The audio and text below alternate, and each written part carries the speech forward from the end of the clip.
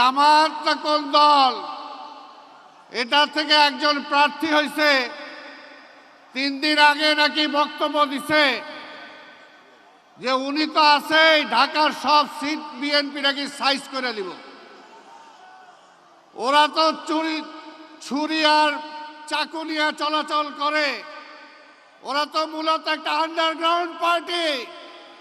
কিন্তু আমরা বলতে চাই বিএনপি এতদিন বেগম খালেদা জিয়ার নেতৃত্বে, এরপরে আমাদের নেতা তারেক রহমানের নেতৃত্বে গণতন্ত্রকে প্রতিষ্ঠা করার জন্য আমরা কাজ করেছি।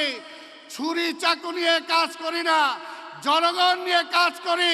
সাইজ করতে আসলে আপনাদেরকে সাইজ করে দেবো ইনশাআল্লাহ। বিএনপি অত ফেলনা পার্টি না যে বললাম আর হয়ে গেল। বিএনপির নেতা তারেক রহমান অনেক ধৈর্য ধরেছেন, আমাদেরকেও ধৈর্য ধরতে বলেছেন। এই যে এখানে হিন্দু সম্প্রদায়ের এক ভাই বলে গেল, এর আগে আর্মির 2 ভাই বলে গেছেন যে 5ই আগস্টের পরে আমাদের নেতা তারেক রহমান নির্দেশ দিয়েছিল গত 17 বছরে এই আওয়ামী লীগ, এই সন্ত্রাসীরা আমাদের অনেক চোর জুলুম করেছে, অনেক কিছু দখল করে নিয়েছে। তারপরও নেতা নির্দেশ দিয়েছিল খবরদার কোথাও কোনো দখল করা যাবে না, কোনো অন্যায় কোনো কিছু করা যাবে না। তাই বাংলাদেশ শান্ত ছিল, বাংলাদেশ শান্ত ছিল। আমরা শান্তিতে বিশ্বাস করি।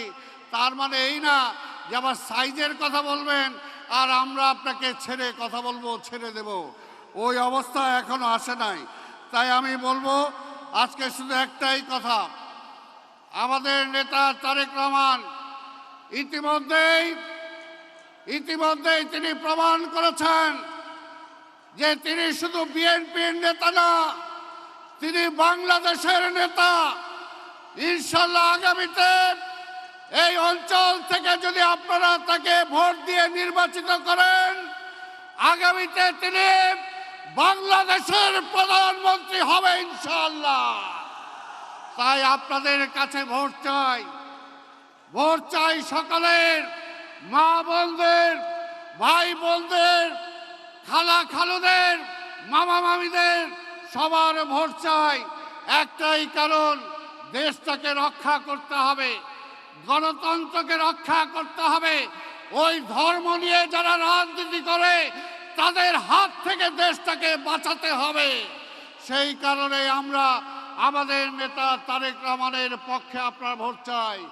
12 তারিখ সকালবেলা আপনারা কি সবাই ভোট সেন্টারে যাবেন?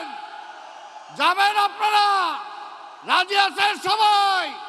ইনশাআল্লাহ ভোট বিপ্লব ঘটাতে হবে।